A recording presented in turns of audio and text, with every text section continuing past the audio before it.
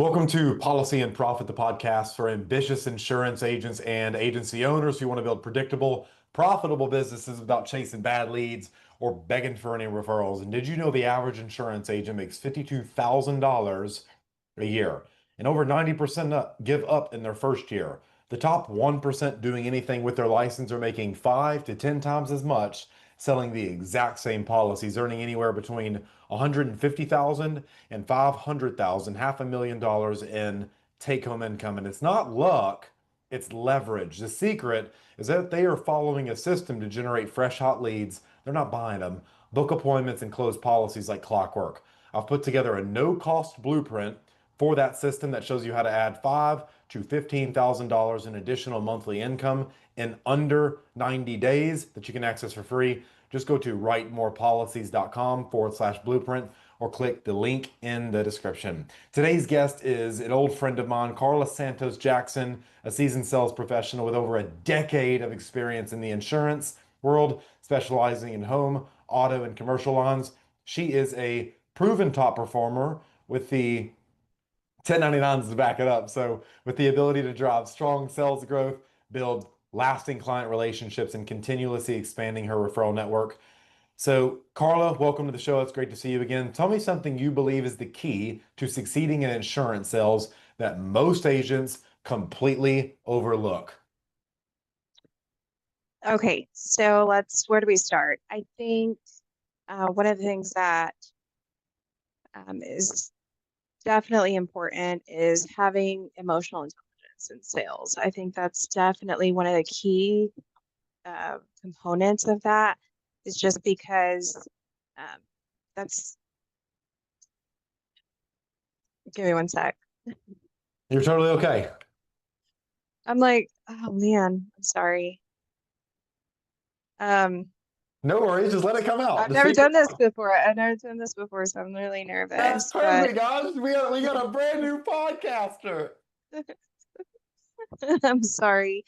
But no, what I wanted to talk about was kind of one of the things that it's definitely the psychology behind sales, right? So in order to be that top performer, you kind of have to put yourself out there and not really be intimidated by what people may think and things like that.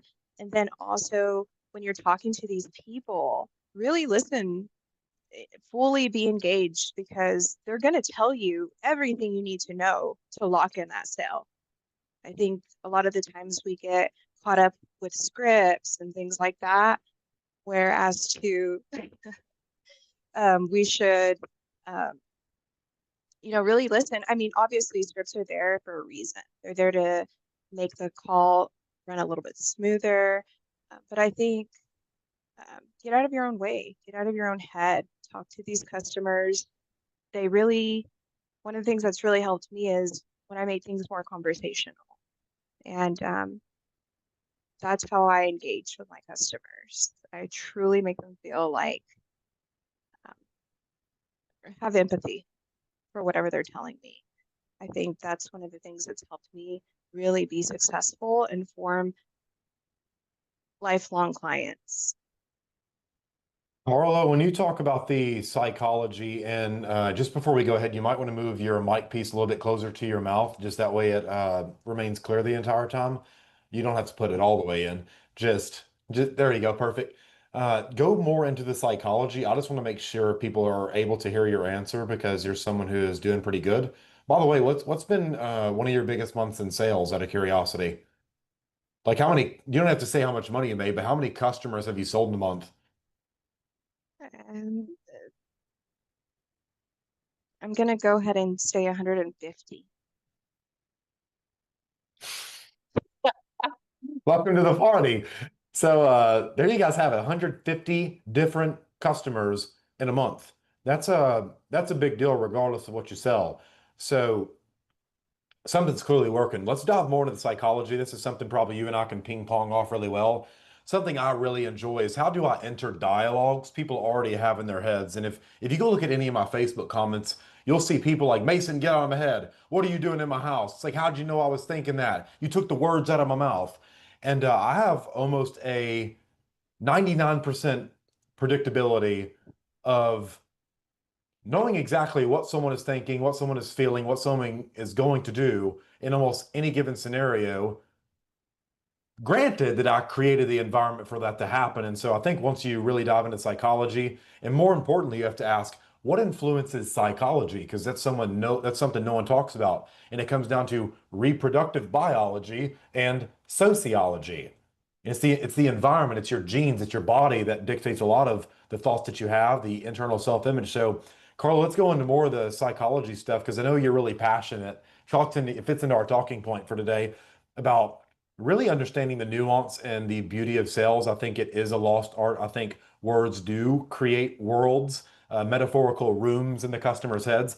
And in the sale, I understand the customer does not give a single shit about me. There's two people, Carla, in this world who care about me and my story. That's me and my mama. And my mama lived through it, and it was bad enough the first time. She doesn't want to hear it a second because she feels bad. So I'm really the only person who wants to hear my story. The customers don't. So I don't matter in the sale. I don't, all I try to do is be familiar and blend in with them. Humans are very good at being a chameleon. So, uh, what are you referencing when you say understand the psychology of sales and the consumer mindset? Let's go into more of that. What are your thoughts on that?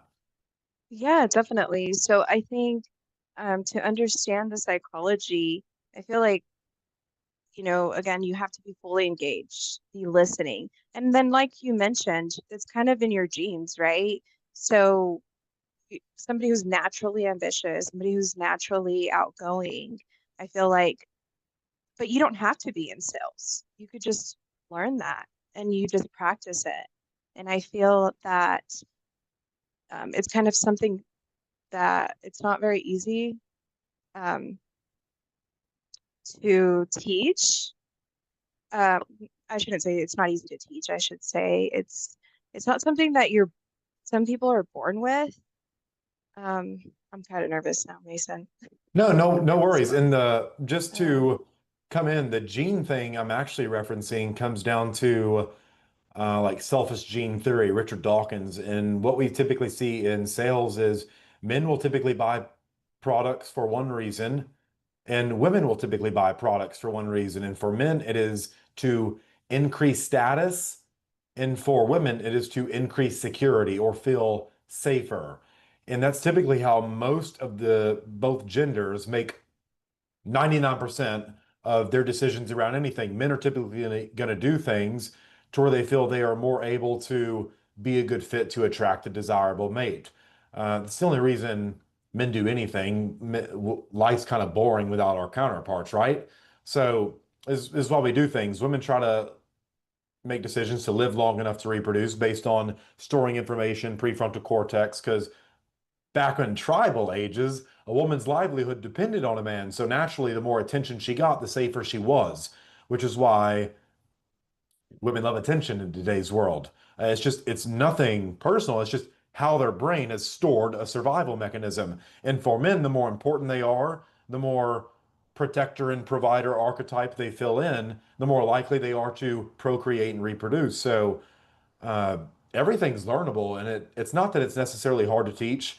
I think the problem with teaching in today's industry is it's all sales training rather than buyers training, creating buyers. And then around that, you have to really want to learn this stuff. You have to be interested in it. That way your brain kind of soaks in the information because let's be real, Carla, this is can be misconstrued, perceived, thought of, felt as very manipulative. And all the word manipulation really means is to handle something artfully or skillfully. So, where did you kind of get your background in sales? Where did you learn this? yeah, so I I think I would say the first time I ever had a sales job was at a furniture store. And definitely the way that you say it's very manipulative. Yes, it is, but it's just like people want to be sold. They just don't want to feel like they're being sold or, people can't make decisions for themselves. So they want somebody to tell them and make them feel secure in the decision that they're. And so I learned that working at a furniture store, selling furniture. I mean, I was working with families, wife, husbands. Um, the environment was very laid back as far as sales. However, it was very cutthroat. So I learned a lot of skills through that. I learned how to read body language, how to, um, you know, figure out just by the way somebody's demeanor and think, okay, this person's serious, this person's not serious, things like that you pick up on. Now, what I do a little bit more now is a lot of transactions over the phone. So I've had to learn to pick up on, different people's tonalities and things like that. And so it has been a little bit more challenging just because you can't physically see someone, but you have to be able to control that sale and know this is where this is going. It's a very delicate dance, and it's not that you know where it's going every time, it's just that you know where it's going most of the time. It comes down to Yes. probabilities, and you know for every 100 people that you talk to, you'll end up closing 90 for most really good salespeople. And even myself, I'll brag about 90% closing ratios on any product. It's like, Mason, you suck. Why is it not 100? I'm under the assumption if you're coming to the store, if you're opting into my funnel, if you're I'm assuming you want it. You don't just go to a car lot to look around. You don't go to Walmart to look around. Unless you're me, I really do just go there to pass time sometimes, and it's really weird. So don't go do that. I'll just go look at random workout shit, or maybe I'll go look at golf clubs and shit I'll never buy just to pass time. Uh, but most people don't do that, and so I'm curious because sales has predominantly always been a male-dominated industry, whether anyone likes it or not or agrees with it. Gravity doesn't care if you agree with it. Gravity doesn't care if you know about it. If you jump up, you're going to come down. So we can agree there's some more truth than distruth to that statement. So have you ever kind of dealt because something a lot of like female salespeople, which are funnily enough 70% of my customers, I I'm still trying to work that out. But a lot of them have this fear of being seen as a taker. Have you ever dealt with anything like that being a female salesperson? Have you ever kind of felt like, oh, in order for me to make a sale, I have to win and they have to lose. In order for me to gain something, they have to give up something, and it feels like you're taking things from them. And what I've come to realize is that it's not that you don't want to, we never care what we think. It's always what we think other people are thinking, and it's all reality. It's just a reflection of how you think about yourself. So I'm curious, Carla, is that something you've ever dealt with as a salesperson? Absolutely.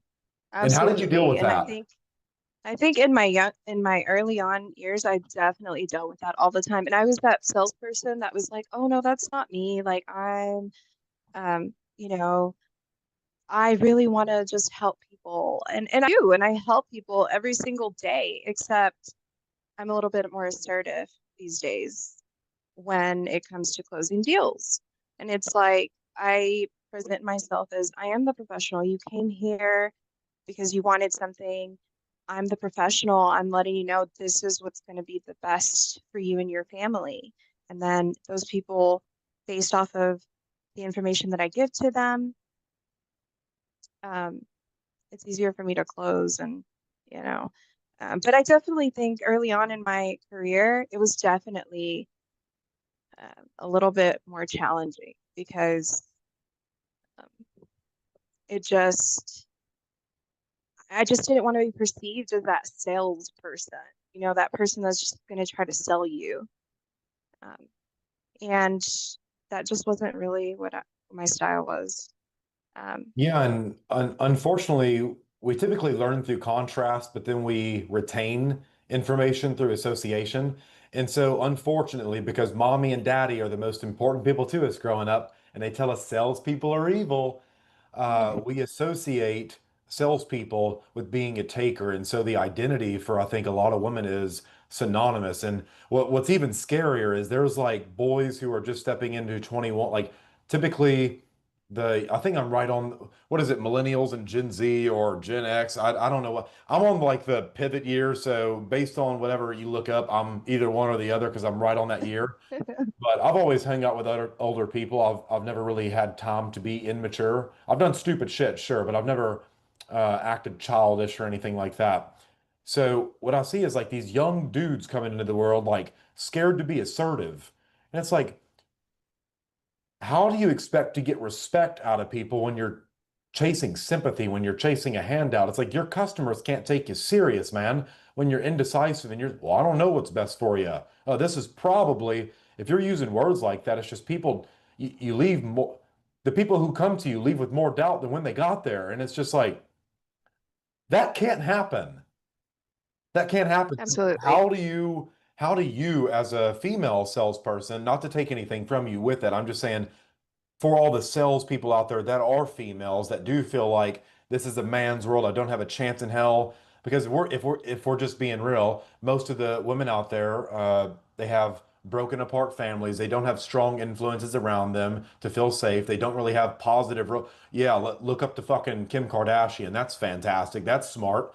Go shake your ass and make money. That's really intelligent. So the fact you're out here just selling and helping families, you earn a very good living from that, I'm assuming. How do you become more assertive as a woman? And something, if you guys listen to Carla's tonality, if you've ever watched Lord of the Rings, Gandalf talks in a very slow, full of wisdom kind of archetype. So just rewind and listen to how Carla answers questions because it almost makes you latch onto every single word. I know I'm just playing with tonality right now, but just how do you become more assertive as a salesperson in your eyes?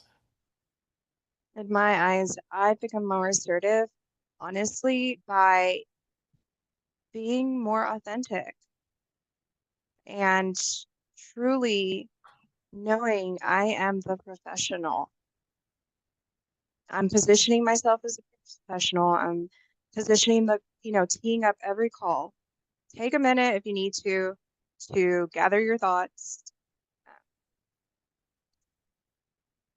so that you can help these people. I think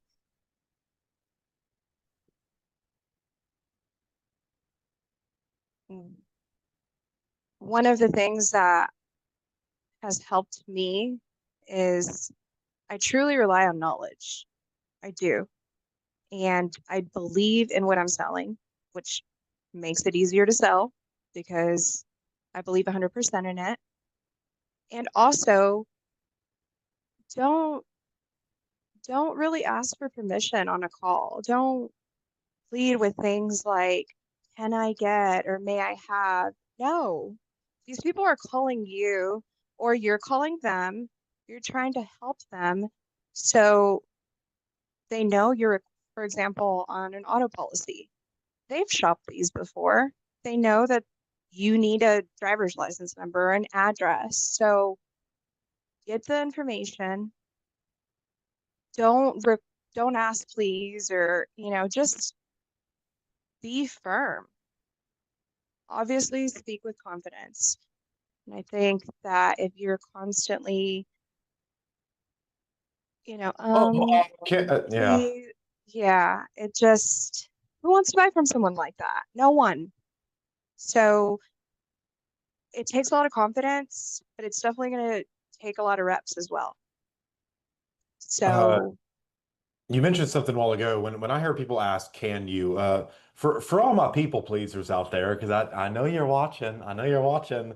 A simple word trick, and I want you to notice the effect of this. When you ask someone, "Can you?" It's effectively a binary decision of yes or no. But here's a little wordplay you can ask for all my people pleasers out there. Say, "Do you think you can?" Because what this forces them to do is create a visual in their head of them satisfying your request. Do you think you can go ahead and give me your driver's license? And they have to see themselves doing it in their head because the subconscious brain, where all these instantaneous decisions are made, it doesn't think in words or anything like that.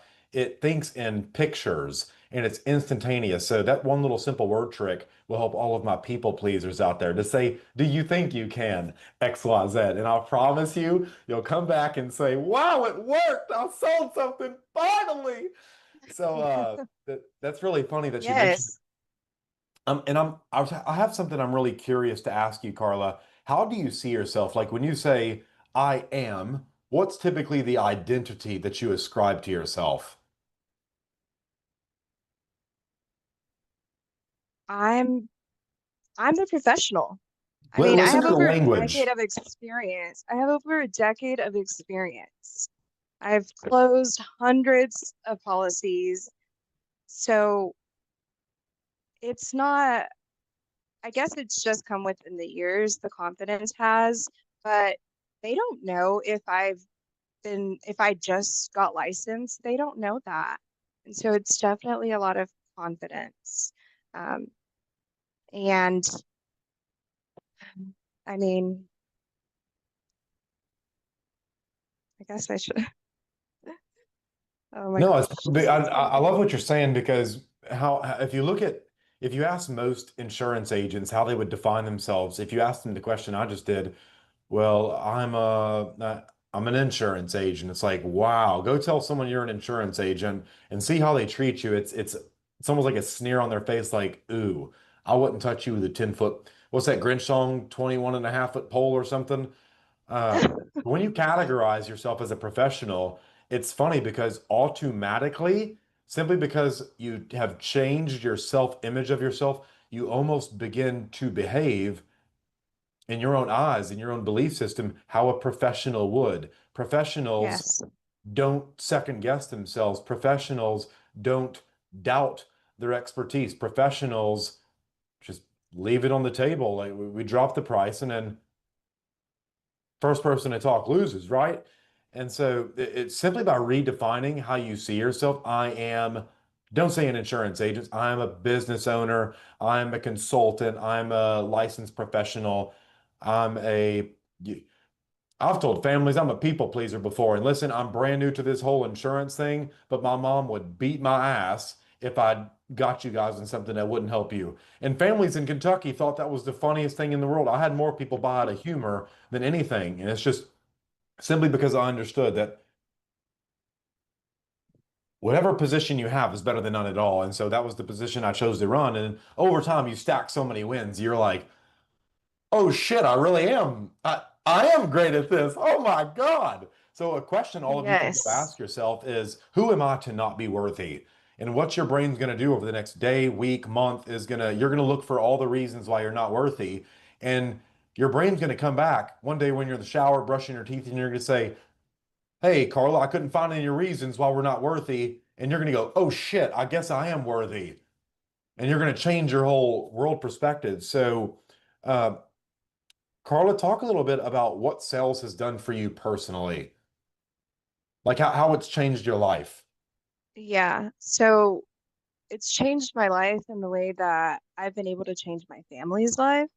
I've been able to What have you been able to do create, for your family that had you not been in sales, you would not have been able to do? Because I would not be able to take my mom to uh, Harry Potter. She loves the Harry Potter shit and Disney World or wherever it is. So the fact I can just take her there or send my brother on a vacation or pay for crazy stuff, right? So like, what are some things that you would have never been able to do for your family had you not been in sales?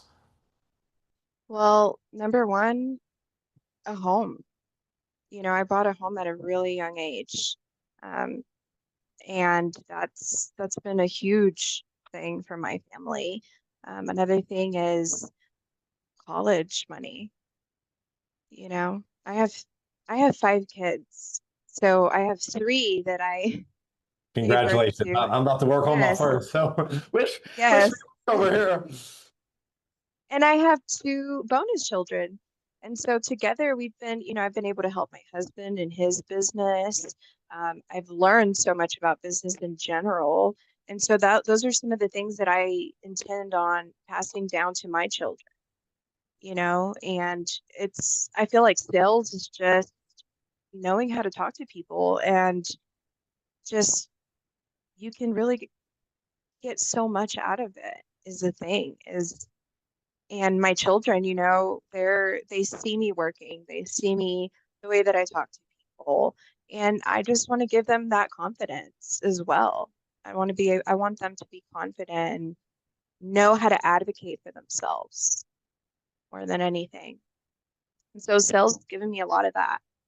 It's given Absolutely. And me, what I really want you to get into right now, Carla, is some of the emotional aspects because when you're clocking into a job, when you are letting people tell you what to do and you know damn good and well that you could outwork that person, you're smarter than that person, yet they make more money than you, it just rubs you the wrong way, especially as a man. I have considered myself unemployable since day one.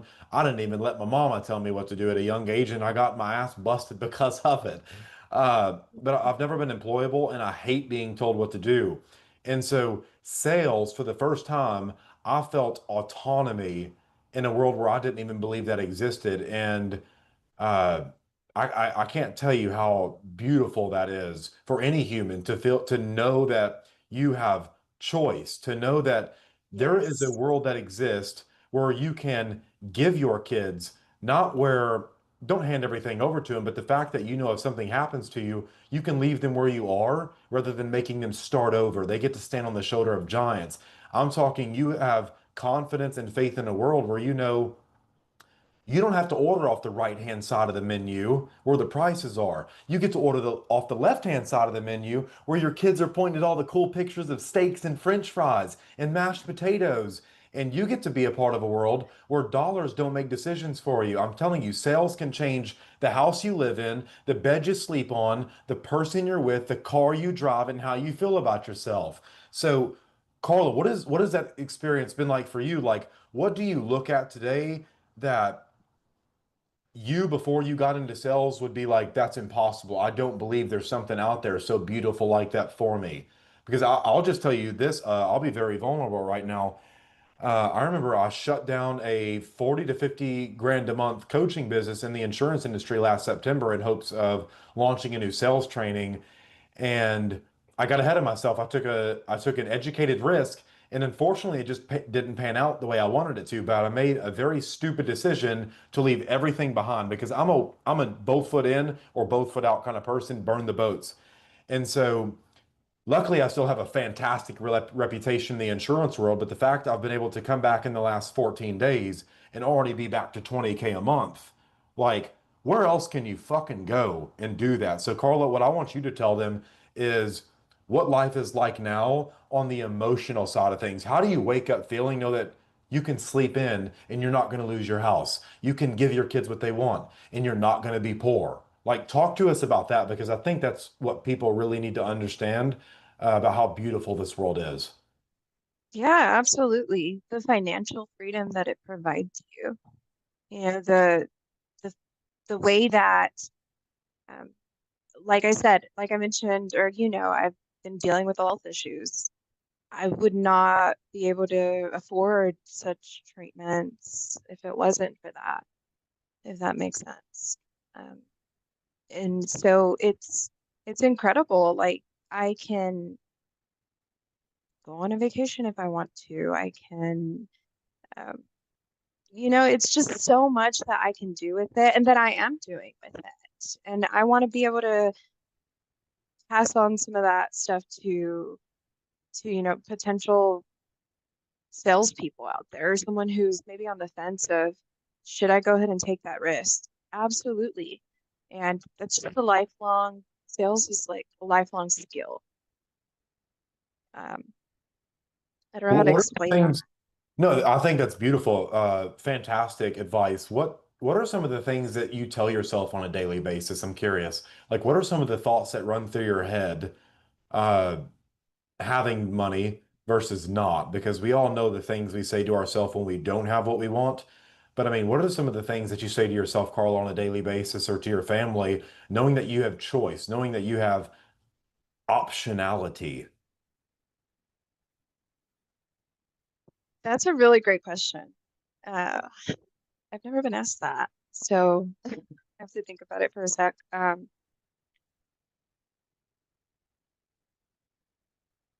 going to circle back to that. That's fine. I'll let you think about that. What I want you guys to really understand is, especially for all the takers out there, all the being scared of being seen as a taker, uh, you're gonna have to give up and reject the opinions of normal people. And let me just be brutally real with you, as like a good father would, so to speak, or a good brother. A lot of you are going to have to give up your drama fantasy filled lives with shitty friends who hold you back. You're going to have to give up those fucking glamour girls who want to waste all their money trying to impress guys that don't even have fucking cars. you're going to have to give up the people and the opinions of others who, let's just be frank, have no shot in hell at doing anything noble in their life. And yeah, it is sad. You have to say goodbye to some people that uh, you really feel like you love, but especially if you're in your 20s, like if you're 26 or younger, you really don't have any fucking life experience. And the people you think matter the most to you are probably going to matter very little to you by the time you're 28, 29, or in your 30s and beyond. You're going to be like, why the hell was I ever so, why did I waste all that time? I could have been focused on myself. And I'm not saying go throw a family away, go chase a career and like fall in love, do that stuff. Let yourself do that, but just understand sales can make everything come true for you. It allows you to be a beautiful person, but that means you have to give up stupid shit. If by all means, if you want to go do drugs on the weekend and hang out with your dumbass friends, go do it. But Be more you're going to disciplined miss out on a for lot of sure. things. Absolutely. You will miss out on a lot of things.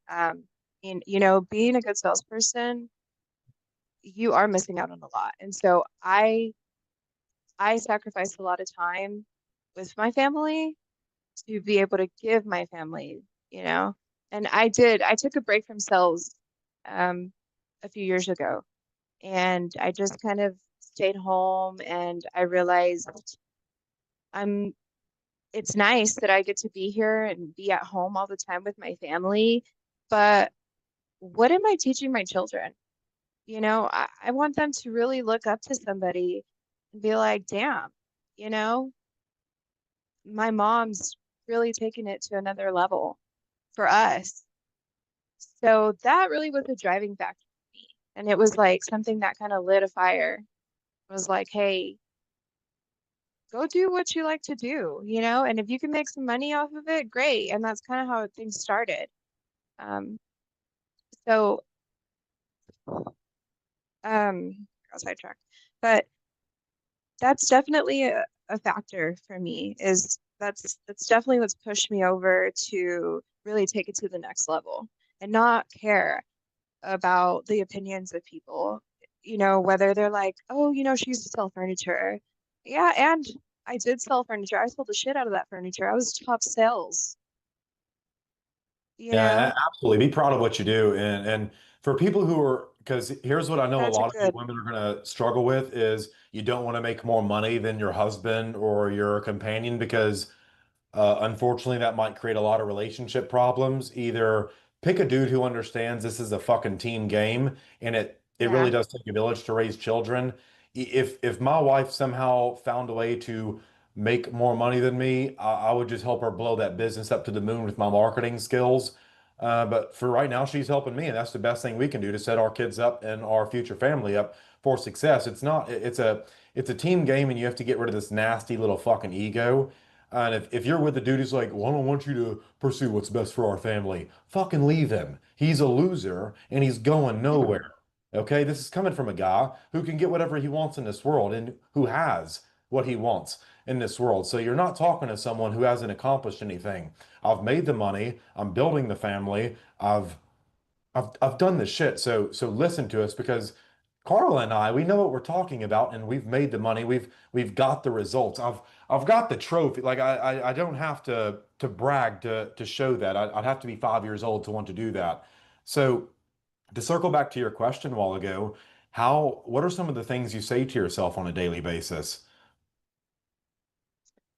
Some of the things that I say to myself, I don't even give myself, first off, I don't give myself the option of, um, you know, ending the day with no fucking sales. Like, I don't know who I'm gonna sell to, but I'm gonna Uh, sell to somebody, I think definitely having that mentality. And also, I'm a true believer of like law of attraction. I really am. So I just don't even think negatively, because that just, you know, psychologically, I feel like it does something to you when you start to doubt yourself. It does. Um, You find environments that amplify that doubt. That's how the brain works. It does not process negative. So, Carla, just there's how everyone's going to know what I'm about to say is true. I'm going to guess exactly what you're about to think before you even say it. Do not think of a blue tree. If I had to guess, the first thing that comes to mind is a blue tree. Am I right or am I wrong? You're absolutely like before you even completed the sentence, I was already thinking So the here's the truth. thing. When you tell your brain, I don't want this, all it pictures is the thing that you said you don't want, but the brain deletes negatives. And so then you find yourself in a situation with all the things that you said you didn't want. And I said I didn't want this. Focus on what you do. Exactly. I'm going to prescribe everybody right now a 21-day PMA diet. And if you're wondering what the hell a PMA diet is, it's called a positive mental attitude. And so you only focus on what you want, you ignore what you don't want. 21 days. Watch how much better your life is. I know it sounds so silly. It works. It works. Yeah, Law of attraction is actually a very real thing. So that's just how the brain works. I'm glad you said that. absolutely. What's a non-negotiable for you? Non-negotiable for me, like I said, ending the day without helping someone. And I say, that's non-negotiable for me. Uh, and I think that's one of the things, like I said, it's help me be truly successful. Absolutely. That's non-negotiable. In sales, it should be. That's your job to sell. So if you go home that day and you didn't sell anything, you didn't do your job. And think about, for me, when I'd leave, and I mean, I'm not gonna lie to you, there was days where maybe I left and I didn't sell anything. And like, I was very disappointed because I thought I missed my son's soccer game to be here. You know what I'm saying? Yep. And I didn't sell anything. So it's a tough one, but the more you do it, the easier it is to, figure out patterns within yourself. Be self-aware. Be very self-aware. And I don't. It's going to take a lot of practice if you're not a naturally self-aware person, but uh, definitely being self-aware of the things that you do on a daily basis. Do you wake up, make your bed? Does that help your mood? Be aware of things like that. Pick up on patterns that you do that could help you hone in on your skills. Absolutely. Some So very practical ways to do that. Just write down your day in 15-minute increments. I did this, I did this, I did this, and go back after a week of doing that every day, and you'll say, why in God's green earth did I spend 18 hours this week on the electronic income reducer? That's 18 hours you could have been spent selling, but no, you just had to watch what's a stupid show? Bridgerton. You watched Bridgerton or Gossip Girl or something. That's cool. I know you're gonna watch TV, but just minimize it as much as you can. Ask someone, hey, what do you see me doing that I say I hate? Oh, that's a big one. When you feel an extreme emotion, ask, what am I choosing to make this mean? And you'll notice how yeah. you just automatically associate things. So that is fantastic advice, Carla. We are going to this has been really valuable for the agents and agency owners listening who want to learn more about what you do. Tell us who's a good fit to work with you and how they can get in touch. So at this time, I'm currently not, I'm not looking for help, I should say. At this time, I'm really not. I can't talk too much about what's in the works, but yeah. Um, at this time, I'm just doing independent work. I'm trying to do what I can. I'm not quite there yet, but that can change. And I hope that, I could help someone maybe close a few extra deals this week, or, I don't know. Well, yeah, Um, if anyone has any questions, should they message your email or anything, or just not message you oh, at all? You've got no, no. Yeah, just don't even. Uh, no, Yeah. definitely message me. Find me on Facebook. Follow me on Instagram. Follow me on Snapchat.